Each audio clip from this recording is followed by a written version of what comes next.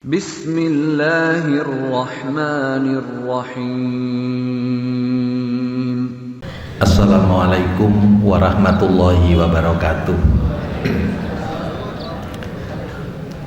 Alhamdulillah alladzi ja'alal ilma taharatan linnufus wa hadiyan ilal haq wa nuran lil basair wa tariqan ilal jannah.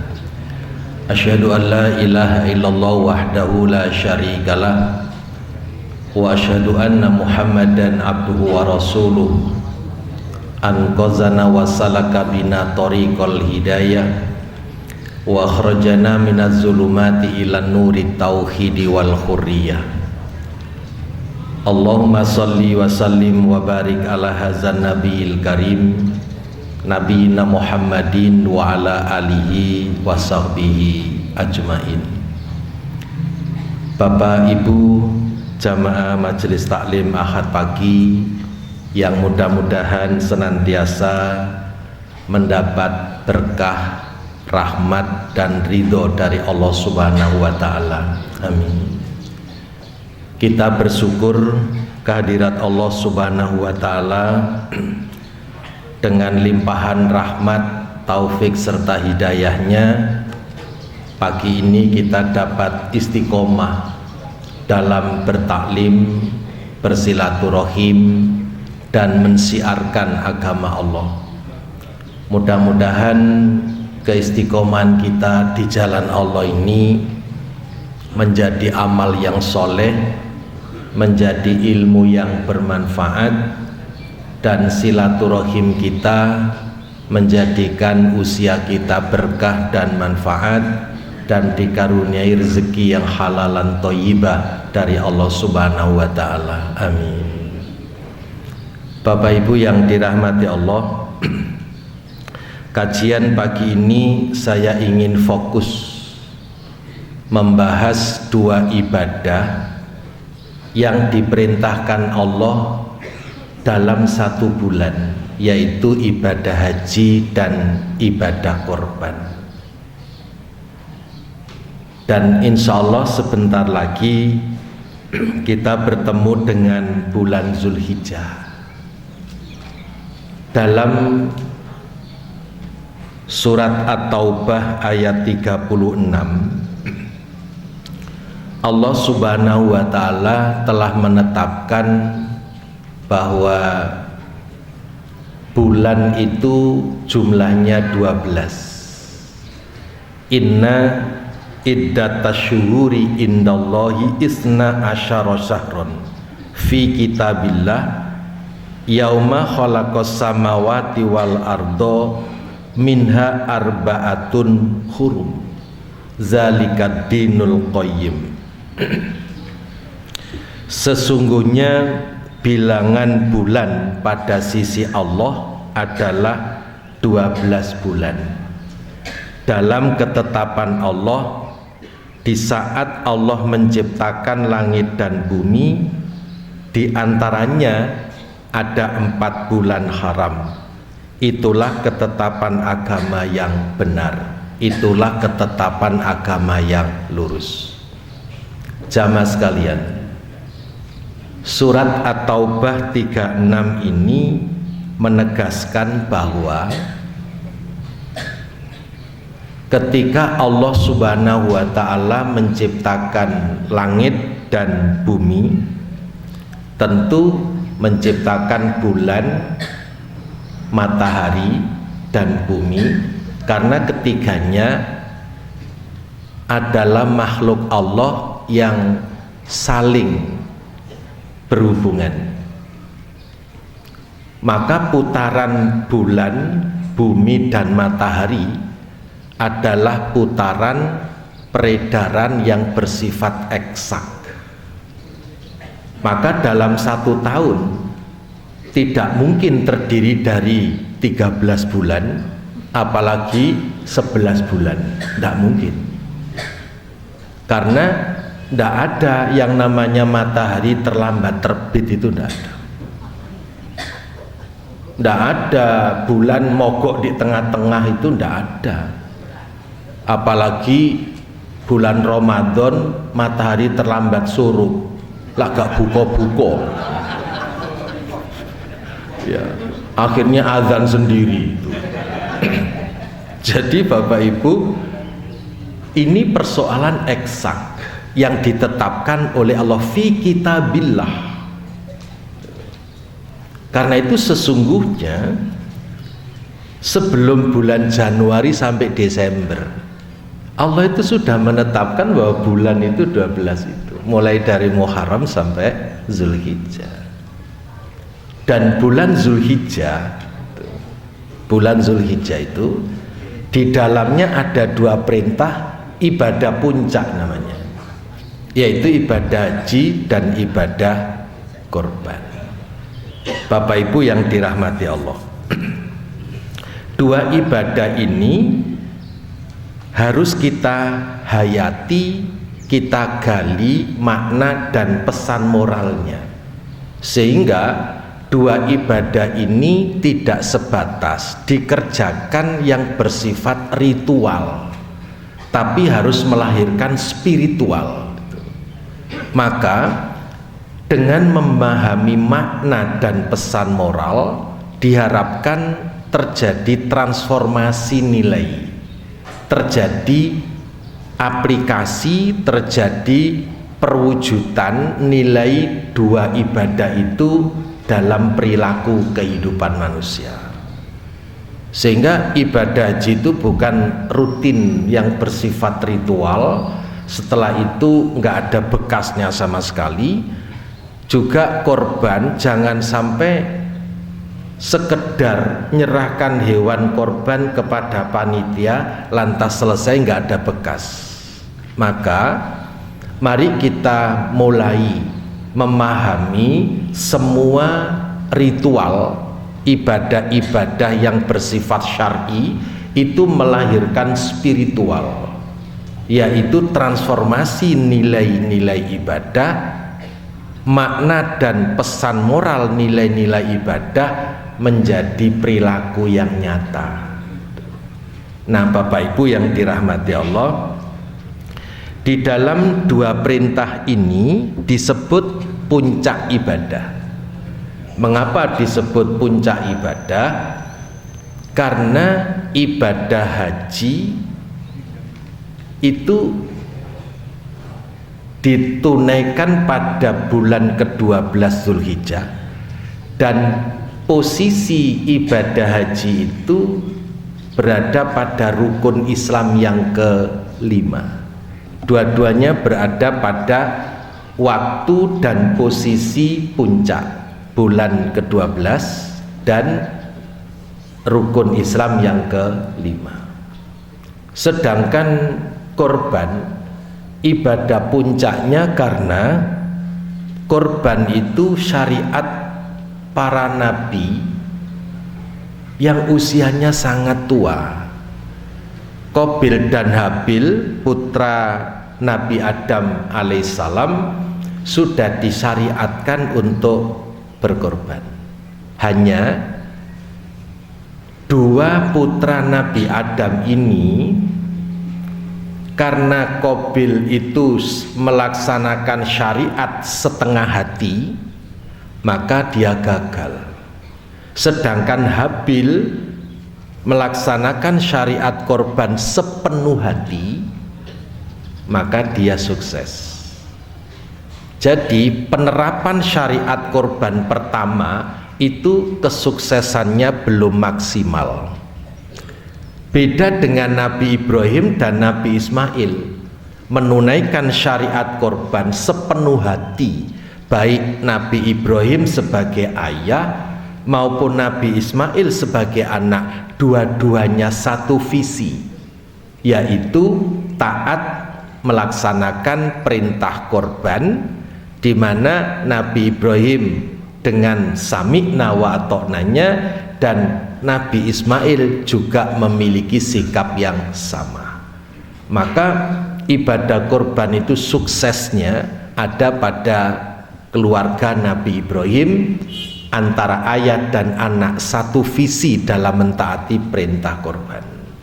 Nah, Bapak Ibu yang dirahmati Allah, kemudian yang menarik adalah bahwa korban dan haji itu waktunya berurutan.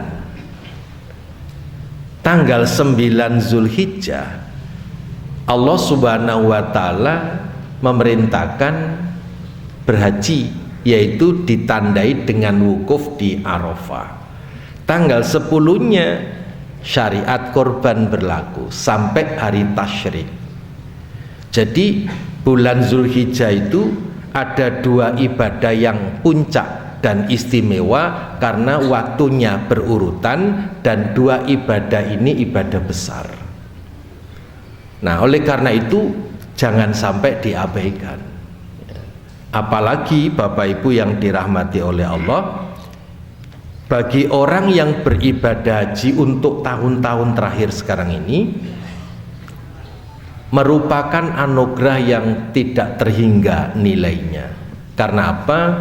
Bayarnya mesti jutaan, antrinya mesti lama, gitu ya. Begitu dapat antrian sudah tua sekali, wis watu-watu, linu-linu, gitu. Kan berarti luar biasa itu ya. Nah, oleh karena itu tidak bisa hanya sekedar memenuhi syariat ibadah saja, tapi harus dimaknai, digali nilai-nilainya, sampai ibarat kelapa gitu nemu santannya. Dan santan itu memang tidak kelihatan, kecuali kalau kelapanya diparut kemudian diperes baru kelihatan santan. Sebelum itu tidak bakalan nemukan santan. Nah, santan-santannya ibadah itu yang harus kita temukan, sehingga kita tidak hanya melihat ibadah itu rangkaian ritual, tetapi ada makna-makna yang harus kita peroleh. Nah, Bapak Ibu yang dirahmati Allah, makna kedua ibadah haji dan korban itu mengapa disebut ibadah puncak?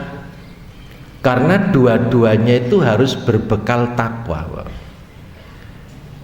Tidak ada ibadah yang berbekal takwa kecuali hanya haji sama korban, baca Quran. Allah memerintahkan sholat itu bekalnya iman. Inna sholata kanat alal mu'minina kitabam mauquta. Sesungguhnya sholat itu diwajibkan kepada orang beriman dengan waktu yang telah ditetapkan. Berarti sholat itu dasarnya iman, modalnya iman, bekalnya iman. Zakat otomatis, karena setiap perintah aqimis sholah selalu dilanjutkan dengan wa'atu zakah. Maka bekal orang sholat dan zakat adalah iman. Puasa juga bekalnya iman, apalagi yang dipanggil langsung adalah orang beriman. Tapi begitu Allah menyuruh berhaji dan berkorban, dua-duanya modalnya adalah takwa. Di dalam surat Al-Baqarah 197 ayat ini sudah sangat populer. Al-hajju asyhurum ma'lumat, faman faradha fihinnal hajja fala rafasa wala fusuqa wala jidala fil hajj. Bulan haji adalah beberapa bulan yang diperintahkan. Barang siapa yang menetapkan niatnya dalam bulan itu untuk mengerjakan haji, maka tidak boleh rafas, berkata kotor, berkata jorok, berkata porno, berkata menjijikkan, berkata yang tidak sepantasnya, nggak boleh. Wala fusuqa, tidak boleh berbuat fasik, wala jidala fil hajj, dan tidak boleh berbantah-bantah selama melaksanakan ibadah haji. Ujung ayat ini yang menakjubkan. Wa tazawwadu fa inna khairaz zadi taqwa wattaquni ya ulil albab. Berbekallah. Untuk apa? Untuk haji itu. Berbekallah. Sesungguhnya sebaik-baik bekal adalah takwa, maka bertakwalah kepadaku, wahai orang-orang yang berakal. Jadi Bapak Ibu yang dirahmati Allah, melaksanakan ibadah haji itu harus berbekal takwa. Dan takwa itu kalau menerapkan rukun Islam diperoleh dari pelaksanaan ibadah puasa. La'allakum tattaqun. Karena itu tidak bisa orang tidak pernah puasa, sholatnya pun 1 tahun 2 kali, Idul Fitri sama Idul Adha tahu-tahu kaji. Ya bisa kaji karena dapat pembebasan lahan jalan tol. Jadi Bapak Ibu yang dirahmati Allah, struktur rukun Islam itu kan sistemik. Orang itu kalau sudah syahadat, sholat, zakat, dia baru muslim. Nanti dibaca surat Al-Hujurat 14. Baru muslim, belum mukmin. Jadi kalau seseorang itu mengucapkan 2 kalimat syahadat, kemudian melaksanakan sholat, kemudian menunaikan zakat, statusnya sebagai seorang muslim. Al-Hujurat 14. Untuk meningkat menjadi mukmin harus puasa, menunaikan rukun Islam yang keempat. Dan ketika puasa itu ditunaikan dengan baik dan sempurna, hasilnya la'allakum tattaqun. Maka kalau sudah mukmin dan muttaqin, sebagai bekal menunaikan rukun Islam yang kelima namanya haji. Karena itu kalau seseorang tidak pernah puasa, bagaimana Islamnya meningkat menjadi mukmin? Boro-boro muttaqin, mukmin saja enggak. Lah kalau terus naik haji kan jadi lucu itu. Lah bekale opo? Duit. Lah iyalah Pak, kalau enggak punya duit ya ra iso terbang, ra iso mabur. Nah, bekal spiritualnya itu harus takwa. Wa tazawwadu fa inna khairaz zadi taqwa wattaquni ya ulil albab. Karena itu rukun Islam ini ndak bisa dilompat-lompat, ndak bisa dipilih-pilih. Sing paling enak ini maca syahadat tok ae, sing penting lak muslim. Ya ndak bisa begitu. Karena apa? Orang itu kalau baru mengucapkan 2 kalimat syahadat, posisinya menurut Said Hawa dalam kitabnya Al-Islam, posisi orang yang syahadat itu baru berada di pintu gerbang Islam. Namanya pintu gerbang itu kayak di Islamic Center ini ya di depan sana. Sik muntup-muntup Pak. Belum masuk ke dalam bangunan. Nah, untuk menjadi muslim masuklah ke dalam bangunan Islam dengan menunaikan sholat dan zakat.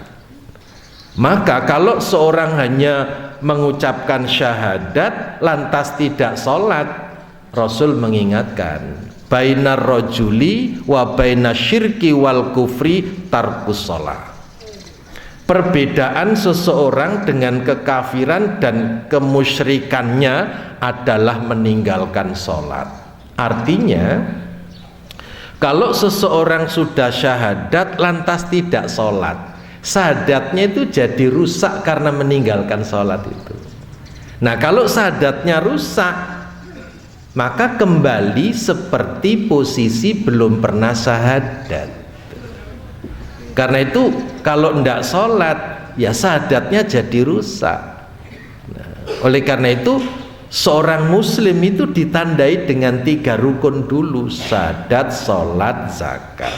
Agar Islamnya meningkat maka harus menunaikan rukun Islam yang keempat, puasa. Baru kemudian sempurnanya iman dan takwa menjadi modal utama menunaikan rukun Islam yang kelima itu. Karena itu nggak main-main orang berhaji itu Pak, nggak main-main. Nah demikian pula korban. Dalam surat Al-Hajj ayat 37, layana lallaluhumuha waladima'uha walakiyanaluhu taqwa minkum. Daging-daging dan darah-darah binatang korban itu sekali-kali tidak akan sampai mencapai ridhonya Allah. Yang sampai mencapai ridhonya Allah hanyalah ketakwaan orang yang berkorban. Berdasarkan ayat ini, korban pun modalnya adalah takwa. Mengapa Bapak Ibu ibadah haji dan korban itu kok modalnya takwa? Nah inilah yang harus kita jawab Bapak Ibu yang dirahmati Allah. Ibadah haji dan ibadah korban dua-duanya merupakan ibadah puncak ditunaikan di bulan Zulhijjah. Mengapa harus berbekal takwa? Karena dua ibadah ini bersifat ta'abbudi. Dua ibadah ini memerlukan sikap patuh secara total. Dua ibadah ini memerlukan ketaatan paripurna. Tidak bisa setengah hati, tidak bisa asal-asalan. Karena dua-duanya ibadah puncak, diperlukan sikap ta'abbudi. Ambil satu contoh. Ta'abbudi dalam ibadah haji. Orang beribadah haji itu perlu bekal takwa, karena ibadah haji itu harus taat secara mutlak. Mulai dari mikot, tidak bisa umat Islam merekayasa mikot itu, tidak bisa. Apa yang sudah ditetapkan oleh syariat sejak zaman Rasulullah Sallallahu Alaihi Wasallam, yaitu nggak bisa berijtihad. Karena apa? Mikot itu batas teritorial untuk melaksanakan memulai ihram. Ya, kalau jamaah haji dari Indonesia ya kalau naik kapal laut ya di Yalamlam, kalau naik pesawat ya di Kornul Manazil. Itu harus disikapi dengan sikap ta'abbudi. Di mikot harus rela melepaskan busana, lambang gengsi, lambang prestis, lambang status sosial ekonomi seseorang. Busana itu kan melambangkan orang heboh dan tidak heboh kan. Jadi orang yang kelasnya menengah ke atas itu bisa dilihat lewat busananya. Nah, di saat mikot memulai kegiatan ihram itu harus dilepas itu. Baju yang lambang prestis, lambang gengsi, lambang status sosial ekonomi harus dilepas dan rela menggunakan dua helai kain. Jangan lupa kain kafan ya, kain ihram. Harus siap pakai kain ihram. Cuman dua helai, nggak bisa tawar-tawar. Karena saya ini kan menteri, mestinya boleh 3 gitu loh. Ya nggak bisa, apalagi menteri ketoprak itu. Nggak bisa. Cuman 2 itu dan tidak boleh berjahit. Itu kalau nggak ada sikap ta'abbudi nggak bisa. Manasik, mulai dari tawaf, mengelilingi Baitullah sebanyak 7 putaran, ya itu sudah. Nggak bisa nawar-nawar lah, podo-podo mengelilingi di alun-alun bunder kan bisa toh. Nggak bisa. Yang namanya tawaf itu ya harus disikapi ta'abbudi, ya mengelilingi Baitullah. Jumlahnya ya 7 kali, nggak bisa dilebihkan atau dikurangi. Yang namanya sa'i juga ta'abbudi. Lari-lari kecil bisa di mana-mana, tapi namanya bukan sa'i. Karena sa'i itu tempatnya mesti di mas'ah. antara Bukit Sofa dan Bukit Marwah. Itu pun 7 kali wukuf. Tidak akan disebut berhaji kalau tidak wukuf di Arafah, dan tanggalnya ya tanggal 9 itu. Karena itu tidak bisa pelaksanaan haji karena antriannya panjang. Haji itu 1 tahun 2 semester gitu, semester awal sama semester genap gitu. Ya enggak bisa lah, tanggal 9 Zulhijjahnya itu loh dari mana gitu. Ada yang ijtihad ngawur itu di negara kita ini. Saking kepinginnya menonjol sampai syariat-syariat haji pun diterabasi gak karu-karuan. Bapak Ibu yang dirahmati Allah, begitu tanggal 9 Zulhijjah, ya semua jamaah haji seluruh dunia itu ngumpul di satu tempat namanya Arafah, Padang Arafah. Ndak ada yang nawar, aku tak dolek oleh-oleh nang Jeddah dulu, nang Balat, Kornes, ndak bisa. Semua tanggal 9 itu sudah wukuf di Arafah, dan waktunya pun sebelum tergelincirnya matahari itu pun belum masuk waktu wukuf. Masih pagi, tanggal 9 pagi belum, masih persiapan. Detiknya nanti ada pada saat tergelincirnya matahari sampai tenggelam matahari, dan itu dilaksanakan dengan sikap ta'abbudi. Selesai maghrib harus pindah ke Muzdalifah. Ya manut. Bapak Ibu bisa bayangkan betapa sulitnya memindahkan orang yang jutaan, kisaran 4 juta dalam satu waktu, terlaksana secara tertib. Itu hanya ibadah haji. Tanggal 8 orang diperintahkan segera meninggalkan Mekah. Ada yang ambil tarwiyah ke Mina dulu, ada yang langsung ke Arafah, dan 4 juta itu berangkat semuanya. Sakit pun harus diantar ke Arafah pakai ambulan yang namanya safari wukuf. Saking ta'abudinya. Begitu maghrib tiba, berangkat semua ke Muzdalifah. Kita ini mindahkan orang sa RT aja susahnya bukan main. Jangankan mindah orang sa RT, notosof di masjid itulah sampai keringetan. Bolak-balik disuruh maju, yang kosong isi, suruh softnya rapat-rapat, isi renggang aja. Sampai takmirnya berbusa-busa. Notos soft itu loh susahnya bukan main. Tapi begitu ibadah haji, jutaan manusia itu ta'abudi semuanya. Begitu jam 00 di Muzdalifah sudah rampung, silakan pindah ke Mina untuk lempar jumroh Aqobah. Juga dilakukan dengan penuh ta'abudi. Jadi mabit itu ya mesti di Muzdalifah dan di Mina. Kalau nggak di 2 tempat itu ya namanya mobat mabit gitu. Nah, jadi Bapak Ibu sedemikian ta'abudinya orang berhaji itu. Nah, Bapak Ibu yang dirahmati Allah, ta'abudi dalam meletakkan dasar-dasar syariat haji telah ditunjukkan oleh Nabi Ibrahim alaihissalam. Begitu Allah menganugerahkan kepada Nabi Ibrahim seorang putra namanya Nabi Ismail, Allah perintahkan hijrah dari Palestina menuju ke Mekah. Padahal Nabi Ismail masih bayi.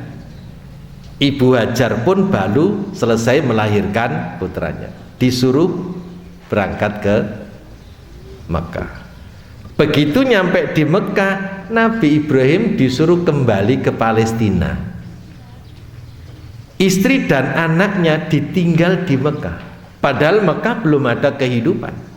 Air Zam-Zam belum ditemukan. Tidak ada tanaman di sekitarnya. Ibnu Katsir dalam kitabnya Qisasul Anbiya memberikan gambaran yang sangat dramatis, bahwa ketika Nabi Ibrahim nyampe di Mekah, tidak berkata-kata, meninggalkan istri dan putranya berdua. Ibu Hajar nanya, kenapa kami ditinggal berdua di sini? Nggak ada teman, nggak ada kehidupan.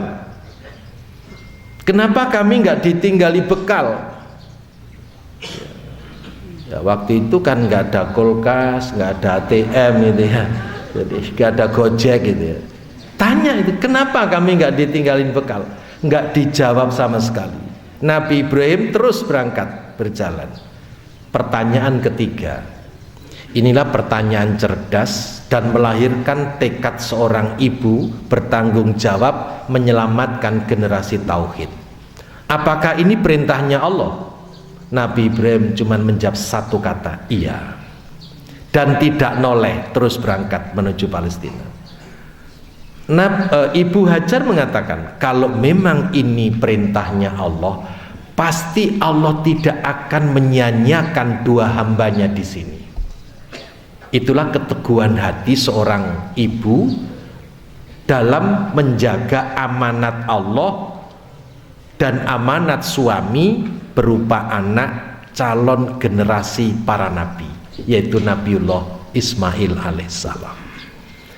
Dalam jarak pandang yang sudah remang-remang, Nabi Ibrahim baru noleh, baru menghadap ke Baitullah, Ka'bah yang masih pondasi, tapi tidak lagi nampak sosok istrinya Ibu Hajar dan Nabi Ismail. Saat itulah Nabi Ibrahim berdoa kepada Allah, nitip kepada Allah, Rabbana inni askantu min zurriyati biwadin ghairi dzar'in inda baitikal muharram Rabbana liyuqimus shalah faj'al af'idatan minan nas tahwi ilaihim warzuqhum minas samarat la'allahum yashkurun. Ya Allah, kami letakkan sebagian keturunan kami di lembah yang tandus, tidak ada tanaman di sekelilingnya, di dekat rumahmu yang diberkahi. Ya Allah, Rabbana liyuqimus shalah. Itu tujuan utamanya Nabi Ibrahim. Ya Allah, yang demikian itu agar keturunan kami melaksanakan sholat. Coba, masjid belum dibangun, tempat ibadah belum ada, Ka'bah itu masih pondasi, tapi obsesi orang tua semulia Nabi Ibrahim, liyuqimus shalah, agar anak keturunan kami menjadi hambamu yang taat melaksanakan sholat. Ini harus dicontoh oleh para orang tua. Tidak bisa serta-merta nyuruh anak sholat pada usia tertentu, tapi orang tua harus mohon terus kepada Allah seperti yang dilakukan oleh Nabi Ibrahim kalau ingin anaknya taat melaksanakan sholat. Doa kedua, faj'al af'idatan minan nas tahwi ilaihim warzuqhum minas samarat. Jadikanlah hati sebagian manusia condong kepada mereka. Dan faktanya doa itu dikabulkan. Karena apa? Begitu Nabi Ismail, di bawah kakinya ada terembesan air, lantas Ibu Hajar ngeruk itu, airnya muncrat. Nah, muncratnya air itulah yang disebut zam-zam gitu ya. Zam-zam itu air yang menggerubul gitu, keluar digali terus muncrat gitu. Zam-zam, zam-zam, akhirnya jadi nama zam-zam. Saat itu burung pada berkerumun karena ada air. Begitu para saudagar, para pedagang, para kafilah melihat ada kerumunan burung, pasti ada air di bawahnya. Maka datanglah mereka, akhirnya lama-kelamaan minta izin untuk tinggal di sekitar zam-zam itu. Baitullah belum dibangun.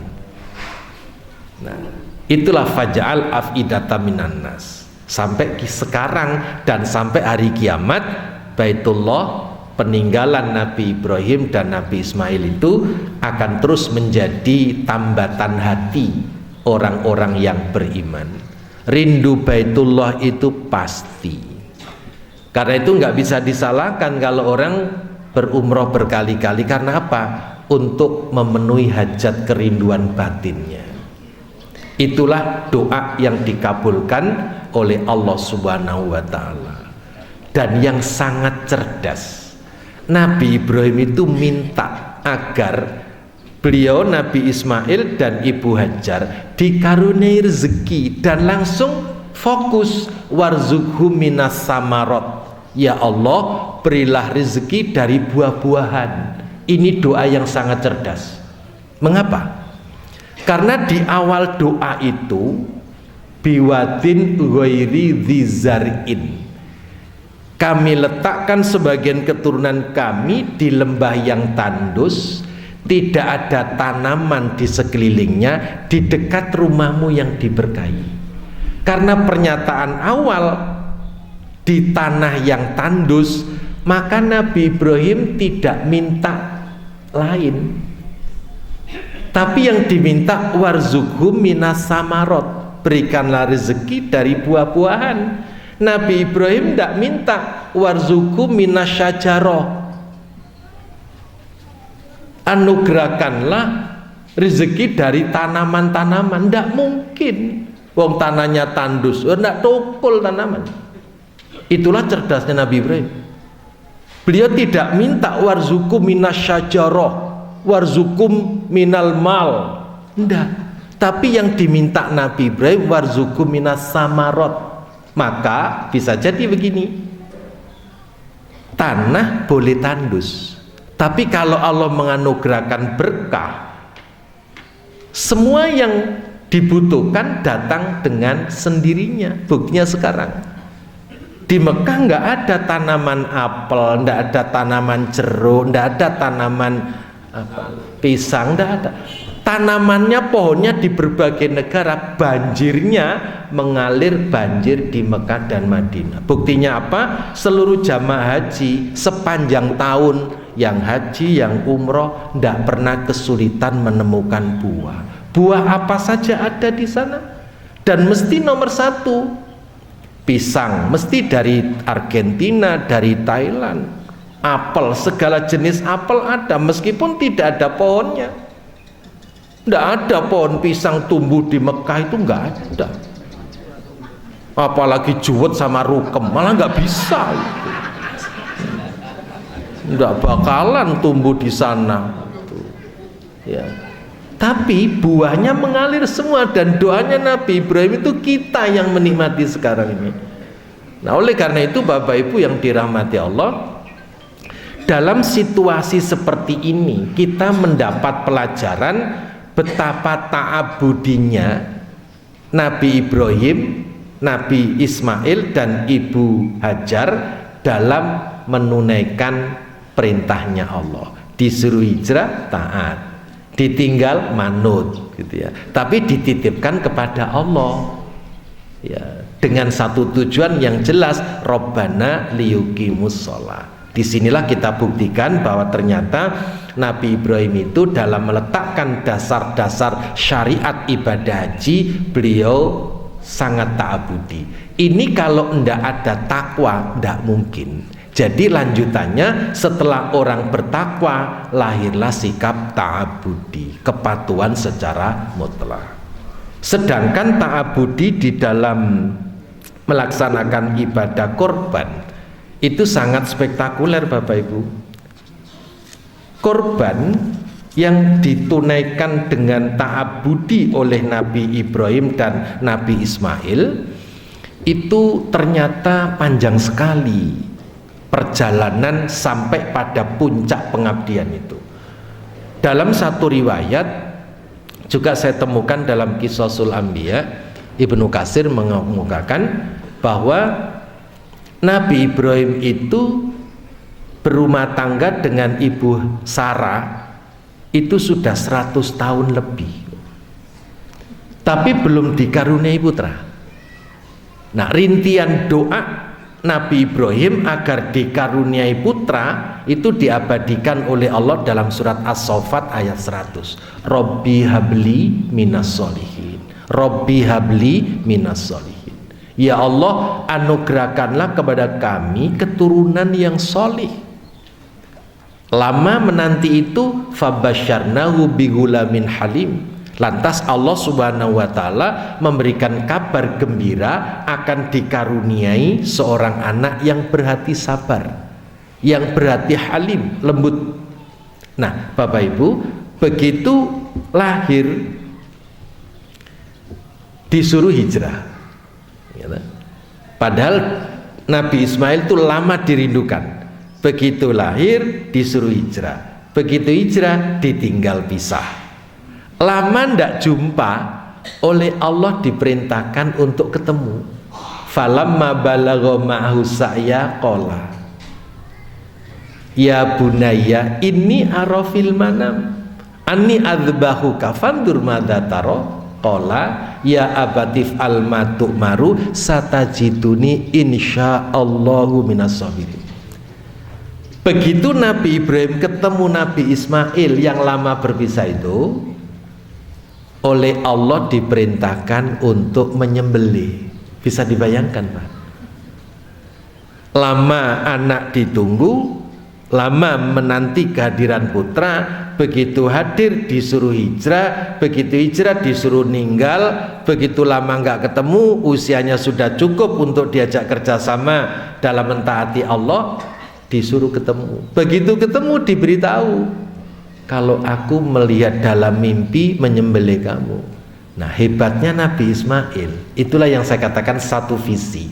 Qala ya abatif al matu marusata jituni insyaallahu minas sabirin. Nabi Ismail mengatakan, wahai ayahanda, laksanakan apa yang diperintahkan untuk ayahanda, dan insya Allah ayahanda akan menemui aku sebagai anak yang sabar. Nah, ini kalau nggak punya sikap ta'abudi, mustahil, Pak. Mustahil bisa tertunaikan dengan baik. Dan ta'abudi itu mesti lahir dari pribadi muttaqin. Maka benar kalau korban itu modalnya harus takwa. Kalau nggak takwa, ya nanti kayak Qabil itu, tidak akan seperti Nabi Ibrahim dan Nabi Ismail. Maka refleksi spiritualnya, transformasi nilainya adalah kita harus malu dengan Nabi Ibrahim. Nabi Ibrahim disuruh menyembelih putranya itu loh, taat, ta'abudi. Lantas kita ini kan tidak disuruh nyembelih putra kita, disuruh menyembelih binatang korban. Anehnya orang itu melihat harga kambing merasa lebih mahal daripada beli mobil. Beli mobil ratusan juta itu enteng, tidak pernah mengatakan kok mahal ya mobil ini, enggak. Tapi begitu harga domba mulai 3 juta, 4 juta, komentarnya apa? Harga kambing kok mahal sekali ya, lebih mahal daripada harganya mobil.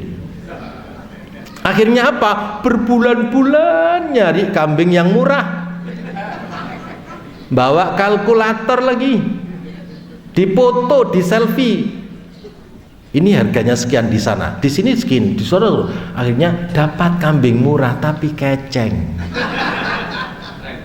rembes lagi, pilek lagi.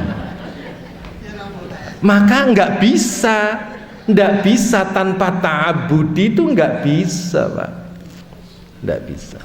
Karena itu harus ada sikap ta'abudi baik dalam melaksanakan ibadah haji maupun ibadah korban, dan itu sudah dicontohkan langsung oleh Nabi Ibrahim dan keluarganya. Maka Allah Subhanahu wa taala mengabadikan dua nama itu dengan keabadian yang betul-betul abadan abada, Pak. Wa tarakna alaihi fil akhirin salamun ala Ibrahim. Jadi Allah Subhanahu wa taala menyatakan kami abadikan untuk Ibrahim itu pujian yang baik di kalangan orang-orang yang datang kemudian, yaitu salamun ala Ibrahim. Kesejahteraan dilimpahkan atas Ibrahim. Demikianlah kami memberi balasan kepada orang-orang yang berbuat baik. Monggo dihitung. Umat Islam sak dunia ini ketika sholat baca tasyahud berapa kali menyebut Nabi Ibrahim dan Nabi Muhammad sallallahu alaihi wasallam. Dihitung aja Bapak Ibu. Ya.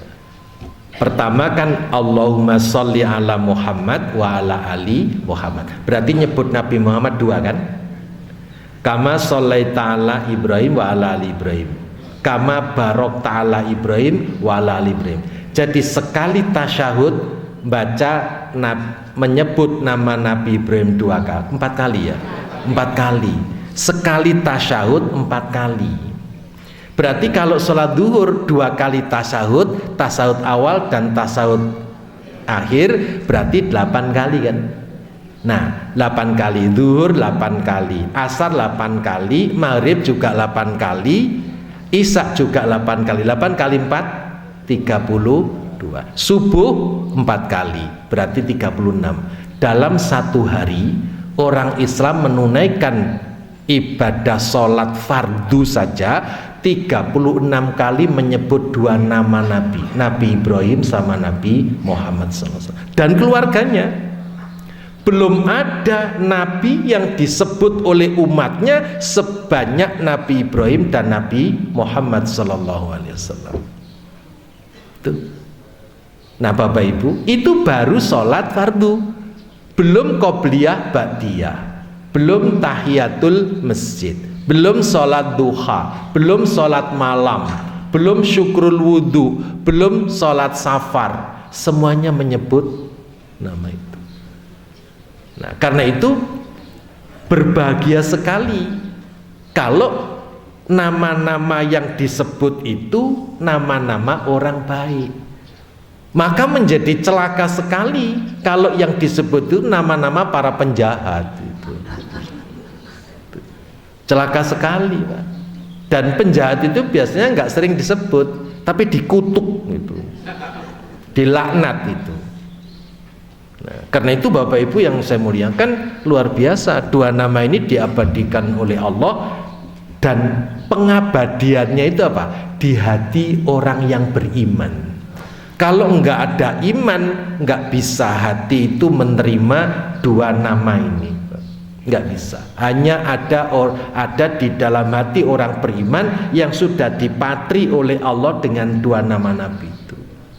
Nah sekarang yang terakhir, ibadah korban, ibadah haji dan korban, makna yang paling dalam adalah keduanya media tazkiyatun nafsi, keduanya sarana untuk membersihkan jiwa. Disinilah yang diperlukan makna secara serius. Orang yang berhaji harus menyadari betul bahwa haji itu ibadah yang serba suci. Dari satu etape ke etape berikutnya harus ditunaikan dengan serba suci. Pertama, orang haji itu niatnya harus bersih suci. Karena apa? Rasulullah mengingatkan, kalau sampai niat orang berhaji itu tidak suci, pernyataan talbiyahnya ditolak oleh Allah.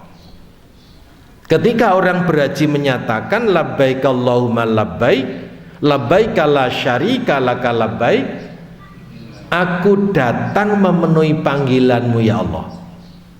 Allah menjawab, bukan. Kamu datang bukan memenuhi panggilanku, tapi kamu datang memenuhi panggilan nafsumu, memenuhi panggilan gengsimu, memenuhi tuntutan popularitasmu. Saat menyatakan sebagai tamunya Allah, oleh Allah dinyatakan bukan tamuku, pertanyaannya lantas jadi tamunya siapa? Ya. Nggak jelas tamunya, tamu abal-abal itu. Ya. Karena itu berbahaya sekali kalau tidak suci dalam berniat. Talbiyahnya ditolak oleh Allah. Kalau sudah ditolak, bukan lagi duyufullah, bukan lagi tamunya Allah, bukan lagi duyufur rahman, tidak tahu tamunya siapa. Maka niat itu harus suci, karena ini percaya suci. ONH-nya harus suci, halalan thayyibah, ndak boleh subhat, apalagi hasil korupsi. Aduh. Ya. Mulai ini malah ditangkap KPK. Busana yang dipakai melambangkan kesucian. Perilakunya harus perilaku suci. Fala rafasa wala fusuqa wala jidala fil hajj. Karena apa? Sedang berada di tanah suci dan saatnya menghadap Allah Zat yang Maha Suci. Karena itu ibadah haji itu ibadah yang serba suci, diperlukan tazkiyatun nafsi. Demikian pula korban. Orang berkorban itu harus mencapai tazkiyatun nafsi, yaitu mensucikan jiwanya. Jiwa suci dari dua hal, dari sifat tercela dan dari amrodul qulub, penyakit-penyakit hati. Bapak Ibu yang dirahmati Allah, maka orang berkorban itu harus disertai tekad, yaitu apa? Membersihkan sifat-sifat tercela. Yang paling dominan yaitu membunuh sifat kebinatangan yang dilambangkan dengan memotong hewan korban. Itu yang paling mendasar. Yang kedua, membangun tekad, membersihkan amrodul qulub, penyakit-penyakit hati. Bapak Ibu, menurut Imam Ghazali dalam kitabnya Bimbingan Mencapai Tingkatan Mukmin, Imam Ghazali mengelompokkan sifat manusia itu ada 4 macam. Yang pertama, ini sifat yang baik sekali, namanya sifat rububiyah, sifat ketuhanan. Jadi di dalam diri manusia dibekali sifat oleh Allah, sifat ketuhanan yang serba baik. Cinta kasih, suka nolong, pemaaf, adil, bijaksana. Itu sifat-sifat ketuhanan yang ada di dalam diri manusia. Selebihnya 3 sifat itu ternyata sifat jelek semua, yaitu sifat syaitonnya, namanya sifat setan. Dan manusia itu kalau sampai dikuasai sifat setan, bisa jadi lebih setan daripada setan ya. Karena sak setan-setannya setan tidak pernah mendirikan pabrik minuman keras. Setan itu juga nggak pernah minum minuman keras. Pernah dengar setan berjudi? Yang judi siapa? Ya, manusia yang dikuasai sifat setan. Apa pernah ada berita setan korupsi? Tidak ada. Yang korupsi itu manusia yang sudah dikuasai sifat setan. Bahaya sekali, Pak. Karena itu orang berkorban, orang berhaji harus tazkiyatun nafsi dari sifat-sifat tercela. Sifat jelek berikutnya sifat bahimia, sifat kebinatangan. Manusia itu kalau sudah dikuasai sifat binatang, itu bisa jadi lebih binatang daripada binatang. Yang namanya raja hutan itu tidak pernah jual hutan, Pak. Tidak pernah membabati hutan, nggak pernah melakukan illegal logging. Karena apa? Nggak punya gergaji. Yang jual hutan siapa? Manusia yang rakusnya melampaui rakusnya binatang. Sampai aspal juga dimplok itu, betoneser dikerokoti itu karena saking rakusnya. Nah, lewat korban, watak sifat bahimia itu harus dibunuh, karena menjadikan martabat manusia itu lebih rendah daripada binatang. Apa pernah anjing itu LGBT, Pak? Yang LGBT itu manusia yang sudah dikuasai sifat binatang. Nanti tanya kepada dokter hewan, dokter, apakah ada anjing jantan itu sodomi dengan sesama anjing jantan? Nanti dokternya mesti bilang gini, Pak, seanjing-anjingnya anjing tidak pernah itu melakukan itu. Manusia minta dinikahkan sesama jenis atas nama hak asasi manusia. Silakan ibu bapak simpulkan sendiri. Nah, bapak ibu yang dirahmati Allah, manusia itu ternyata juga punya sifat sabu'iyah. Sabu'iyah itu sadis, kejam, biadab, tega mentala itu, ya. Tega mentolo itu, ya. Itu luar biasa. Nah, manusia itu makanya Allah kan menyuruh kita, Qul a'udzu birabbil falaq min syarri ma khalaq. Katakan Muhammad, aku berlindung kepada Allah yang menciptakan waktu subuh dari kejahatan makhluknya. Nah, makhluk yang paling jahat itu manusia, Pak. Karena kejahatannya itu melampaui makhluk Allah yang lain, Pak. Ya. Ya. Luar biasa. Kalau membunuh itu dipecal-pecal, ya, Pak, manusia itu. Iya kan? Luar biasa, dimutilasi itu. Padahal manusia itu punya agama, punya hati nurani, punya akal, tapi sadisnya luar biasa. Nah, lewat ibadah korban itu harus diterapi. Makanya ibadah korban itu media tazkiyatun nafsi, penyucian jiwa dari sifat tercela, termasuk dari amrodul qulub, yaitu penyakit-penyakit hati, mulai dari suudzon, kemudian dari suudzon itu naik jadi tajassus. Awalnya buruk sangka, setelah buruk sangka meningkat mencari-cari aib kesalahan orang yang disangka buruk tadi. Setelah itu menjadi bahan untuk ghibah. Jadi setelah tajassus itu naik jadi ghibah, ghibah gunjing. Jadi orang menggunjing itu mesti memerlukan bahan, bahannya mesti dari tajassus. Jadi suudzon, tajassus, ghibah, naik lagi jadi namimah, naik lagi jadi pendengki, naik lagi jadi pendendam, ujungnya tersebarnya fitnah. Itu dimulai dari penyakit hati yang namanya suudzon. Karena itu dalam surat Al-Hujurat Allah Subhanahu wa taala melarang kita suudzon.